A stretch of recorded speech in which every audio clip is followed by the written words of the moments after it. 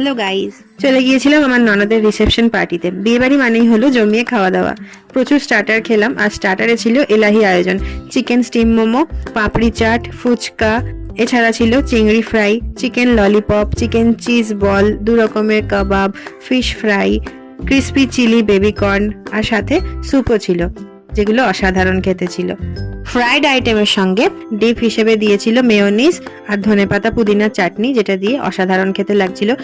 Real orange দিয়ে বানানো orange জুসটা দারুণ খেতে ছিল। আর নিয়েছিলাম পাইনাপেল শেক, যদিও মকটেলের মধ্যে আরো অনেক ভ্যারাইটি ছিল। মেন কোর্সেও প্রচুর আইটেম ছিল। অলরেডি স্টার্টার খেয়ে পেট ভরে গিয়েছিল, যার জন্য অল্প অল্প নিয়ে একটু টেস্ট করে দেখলাম। কচুরির সাথে চিকেন বাটার মশলা নিয়েছিলাম, আর নিয়েছিলাম চিকেন বিরিয়ানি, যেটা খুবই ভালো খেতে হয়েছিল। প্রত্যেকটা আইটেম ব্যাপক খেতে হয়েছিল এখানে। মাঝে মাঝে মনে হয় একটা পেটের জায়গায় 2টো পেট হলে ভালো হতো, আরো বেশি করে খাওয়া যেত। এখন আমি জিলিপি আর বেকড রসগোল্লা দিয়ে ডেজার্টটা খেলাম।